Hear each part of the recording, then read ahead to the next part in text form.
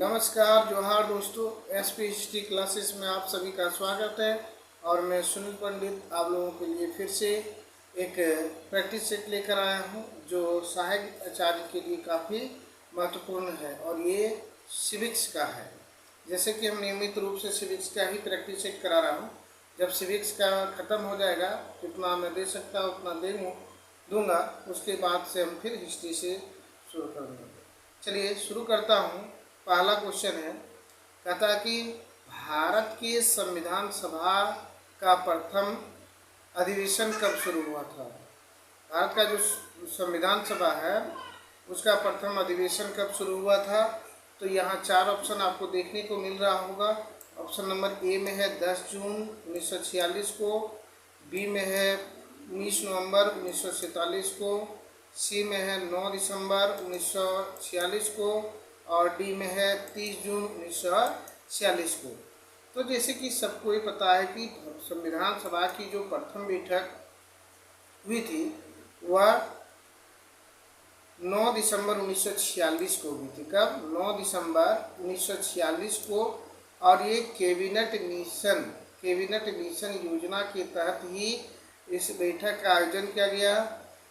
9 दिसंबर 1946 को होने वाली बैठक का जो अस्थायी आपका अध्यक्ष था वह डॉक्टर सच्चिदानंद सिन्हा थे और उनकी ही अध्यक्षता में ये बैठक संपन्न हुई थी। उसके बाद इसके 2 दिन बाद यानी कि 11 दिसंबर 1946 को पुनः बैठक हुई और उस बैठक में डॉक्टर राजेंद्र प्रसाद जो है अध्यक्ष चुने गए। चलिए नेक्स्ट क्वेश्चन लेते हैं। क्वेश्चन नंबर 2, जैसे कि आप देख पा रहे होंगे कि भारत के संविधान में मौलिक अधिकार, क्योंकि भारत के जो संविधान है वह मौलिक अधिकार कहता है कि संविधान नंबर ए में मूल संविधान का हिस्सा है, ये है या नहीं है, संविधान का ये हिस्सा है या नहीं है, ये तो आप सोच रहे होंगे। बी में है कि चौथे संशोधन द्वारा जोड़े गए थे, अब इसको भी सोचना है। सी में है संसद द्वारा वर्ष 1952 में जोड़ा गया था और डी में है 42वें संविधान संशोधन द्वारा जोड़ा गया था। तो यहाँ देखते हैं मूल अधिकार क्या है कि नहीं है। तो ये जो है इसका संविधान का जो मूल संविधान का ही हिस्सा है मौलिक अधिकार, न कि ये कहीं जोड़ा गया है। नेक्स्ट क्वेश्चन की बात करें, क्वेश्चन नंबर 3। तो जैसे कि आप देख पा रहे होंगे कि वर्तमान में संविधान भारतीय नागरिकों को कितने मौलिक अधिकार जो है प्राप्त है। कितने मौलिक अधिकार प्राप्त है? 6, 7, 8 और 9। देखिए वर्तमान समय का बात कर रहा है तो अभी वर्तमान समय में संविधान में मात्र 6 मौलिक अधिकार है और जब संविधान लागू हुआ था उस समय मौलिक अधिकार थे 7। लेकिन संपत्ति का अधिकार जो है उसको मौलिक अधिकार की श्रेणी में नहीं रखा गया है, उसको हटा दिया गया। नेक्स्ट क्वेश्चन की बात करें, क्वेश्चन नंबर 4। तो देख पा रहे होंगे कि कहता है एकल संक्रमणीय मत प्रणाली को किसने परिष्कृत किया है। तो यहाँ आप ए नंबर में GDH कोल, बी में है लॉर्ड जेम्स ब्राइस, सी में है AV डाइस और डी में है थॉमस हेयर। तो यहाँ आप देख पा रहे होंगे क्या होगा आंसर। तो इसका आंसर हो जाएगा option number D, Thomas Hare. Next question की बात करें, क्वेश्चन नंबर 5। तो क्वेश्चन नंबर 5 में आप देख पा रहे होंगे लिखा क्या है। लिखा है छोटे मोटे दलों के लिए कौन सी प्रतिनिधित्व प्रणाली उपयुक्त होती है। यानी छोटे मोटे दलों के लिए कौन सी प्रतिनिधित्व प्रणाली उपयुक्त होती है। नंबर ए प्रादेशिक प्रतिनिधि प्रणाली, बी व्यवसायिक प्रतिनिधि प्रणाली, सी अनुपातिक प्रतिनिधि प्रणाली, डी अल्पसंख्यक प्रतिनिधि प्रणाली।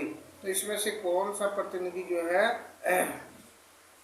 होती है। तो इसका देखिए यहाँ छोटे मोटे दलों के लिए जो प्रतिनिधि प्रणाली है वो ऑप्शन नंबर आपका सी हो जाएगा। यानी अनुपातिक जो है अनुपातिक प्रतिनिधि प्रणाली के द्वारा होता है। नेक्स्ट क्वेश्चन की बात करें, क्वेश्चन नंबर 6 में। तो ये रहा आपका क्वेश्चन नंबर 6।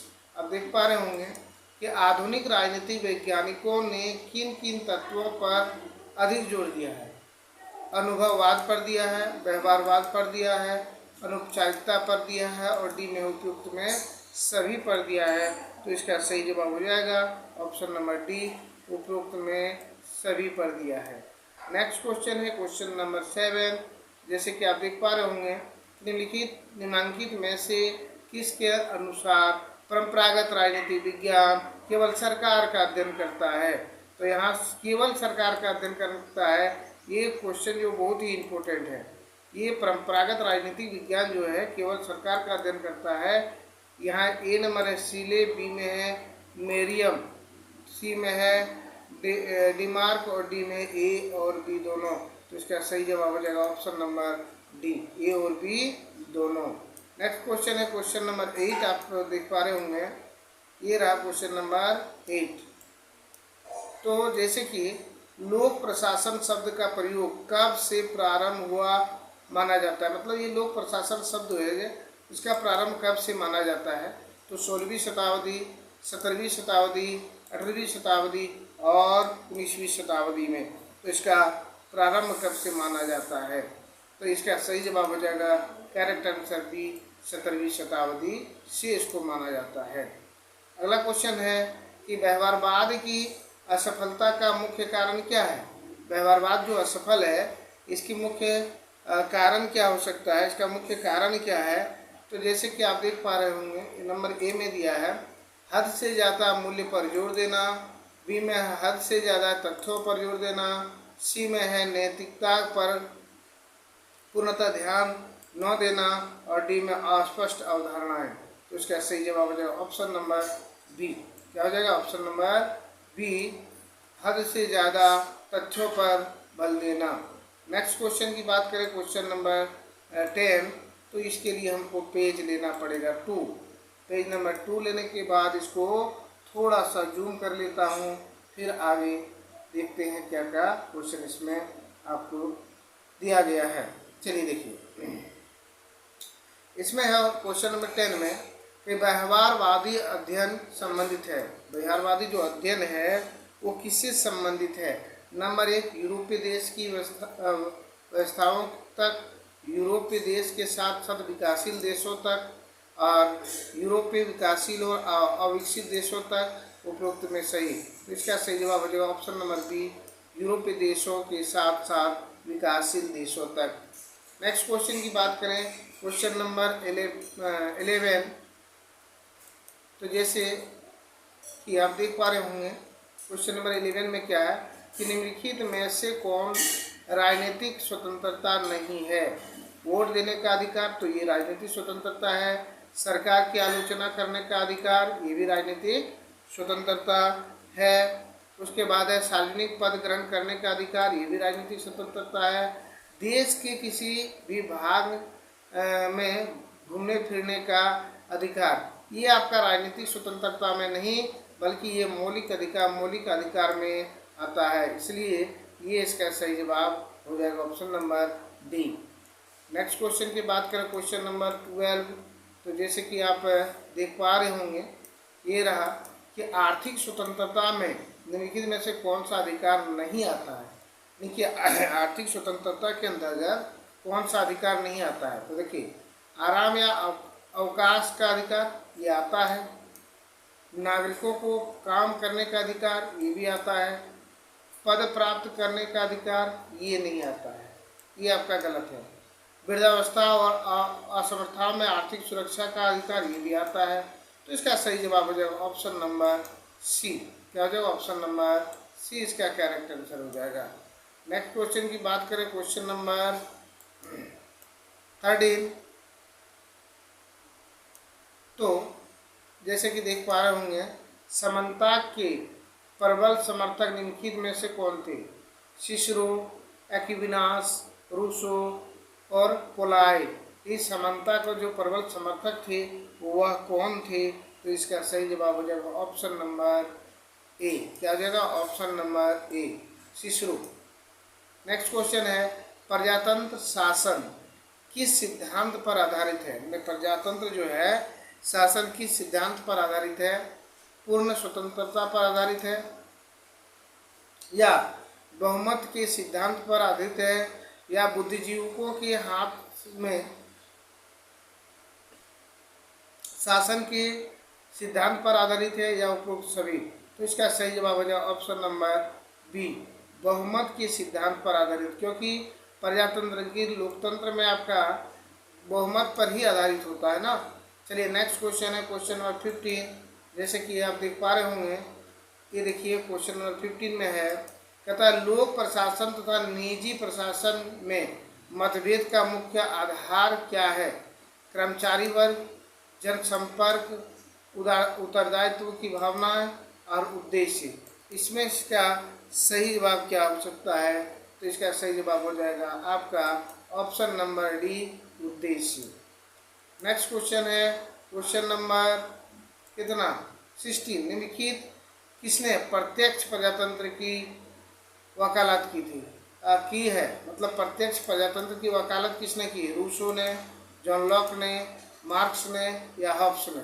तो प्रत्यक्ष प्रजातंत्र की बात करें तो यहाँ प्रत्यक्ष प्रजातंत्र की आलोचना या वकालत किया था आपका रूसो ने। नेक्स्ट क्वेश्चन है क्वेश्चन नंबर 17।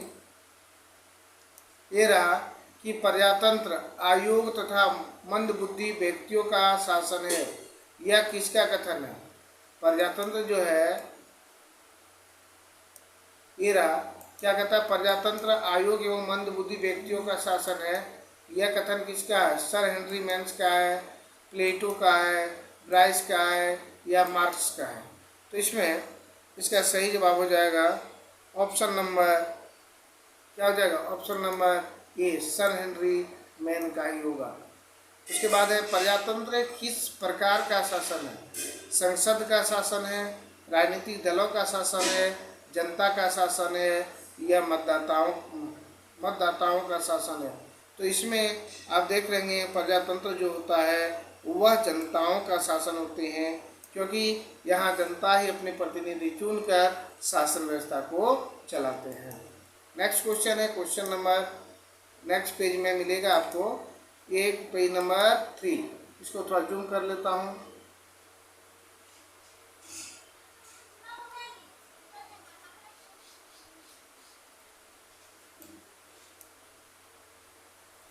क्वेश्चन नंबर 19 में है कि प्रजातंत्र का विशिष्ट जन सिद्धांत नीतियों का निर्माण तथा क्रियान्वयन को किसके हाथों में छोड़ने पर विश्वास करता है?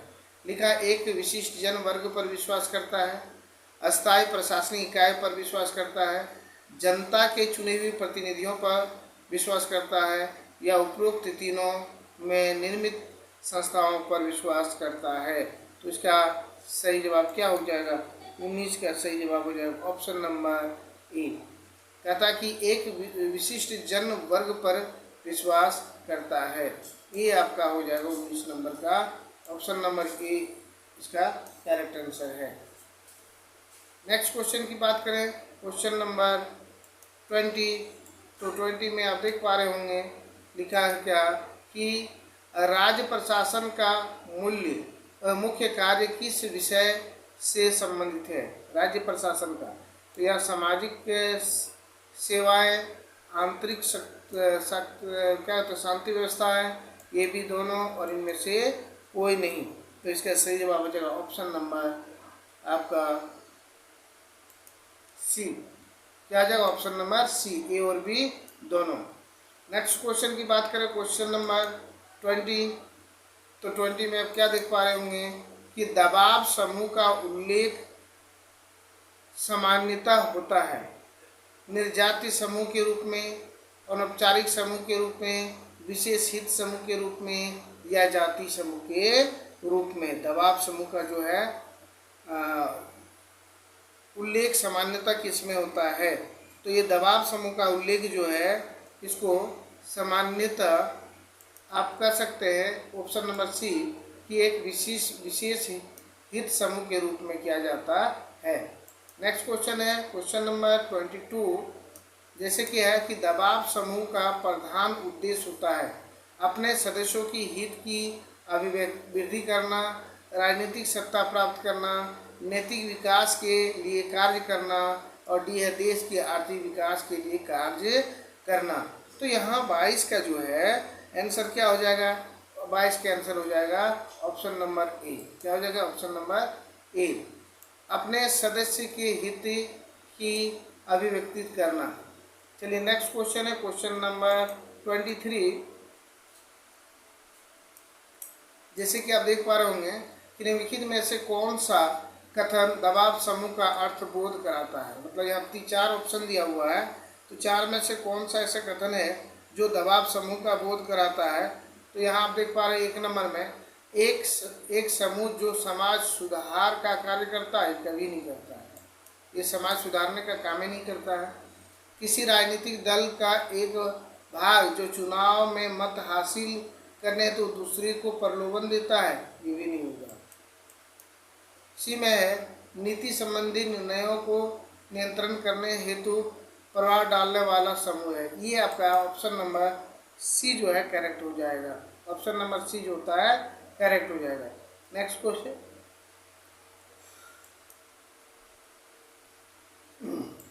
नेक्स्ट क्वेश्चन की बात करें क्वेश्चन नंबर 24 में, कहता डॉक्टर डी मैकिन ने दबाव को परिभाषित किया है। देखिए ये जो दबाव को परिभाषित करने वाला है डॉक्टर की मैकिन कैसे है?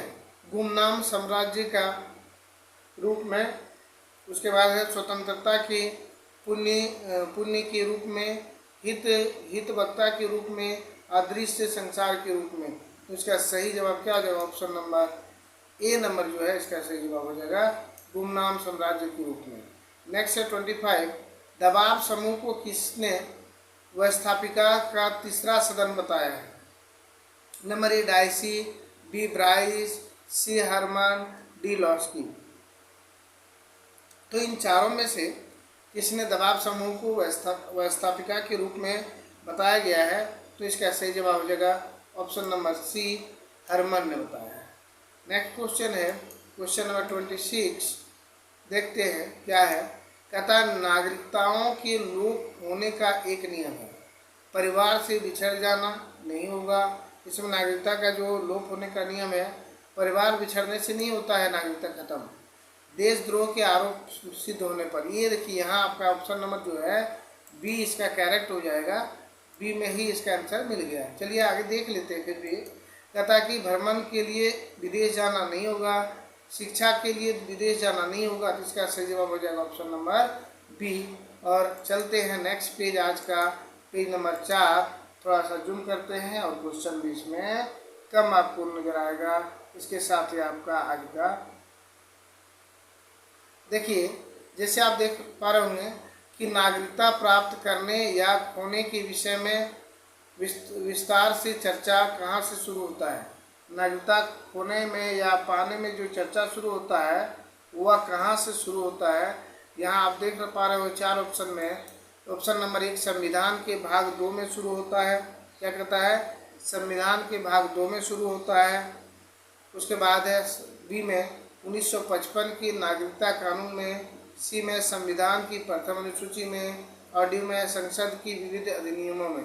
तो इसका आपका सही जवाब क्या हो जाएगा? ऑप्शन नंबर ए जो है संविधान के भाग 2 में इसका चर्चा शुरू होता है। नेक्स्ट क्वेश्चन है क्वेश्चन नंबर 28, कहता है कि जिला कलेक्टर को अन्य किस नाम से जाना जाता है? डिप्टी कमिश्नर, महाधिवक्ता, मुख्य सचिव या मुख्य न्यायाधीश। जिला कलेक्टर जो है उसको और किस नाम से जानेंगे? तो उसको हम लोग जानेंगे option number A, deputy commissioner के नाम से जानेंगे। नेक्स्ट क्वेश्चन है संघ लोक सेवा आयोग किस प्रकार का निकाय है? संघ लोक सेवा आयोग जो है वह किस प्रकार का निकाय है? तो संवैधानिक निकाय है, या सलाहकारी निकाय है, या बाध्यकारी निकाय है, या इनमें कोई नहीं। इसका सही जवाब हो जाएगा ऑप्शन नंबर सी, बाध्यकारी निकाय है। चलिए नेक्स्ट क्वेश्चन देखते हैं क्या है। क्वेश्चन नंबर 30 और आज का अंतिम क्वेश्चन है। तो देखते हैं क्या है कि गांधी जी के अनुसार विकेंद्रित राजनीतिक व्यवस्था की इकाई है। गांधी जी के अनुसार जो है विकेंद्रित राजनीतिक व्यवस्था की क्या इकाई है? नंबर ए में है ग्रामीण गणतंत्र है, ग्रामीण राजस्व है, ग्रामीण विकास है और इनमें से कोई नहीं है। तो इसका सही जवाब क्या हो जाएगा? इसका सही जवाब हो जाएगा ऑप्शन नंबर ए, ग्रामीण, जो ग्रामीण गणतंत्र है। तो इस आज का 30 महत्वपूर्ण क्वेश्चन रहा। इसके साथ ही ये क्वेश्चन भी समाप्त हुआ। चलिए, अगर क्वेश्चन अच्छा लगे, वीडियो अच्छे लगे तो वीडियो को लाइक, शेयर एवं कमेंट जरूर कीजिएगा। और चैनल पर पहली बार है तो चैनल को सब्सक्राइब कर बेल आइकन को जरूर दबाइएगा ताकि सबसे पहले वीडियो आप तक पहुँचे। चलिए, मिलते हैं नेक्स्ट वीडियो में। तब तक के लिए जय हिंद, जय भारत, वंदे मातरम।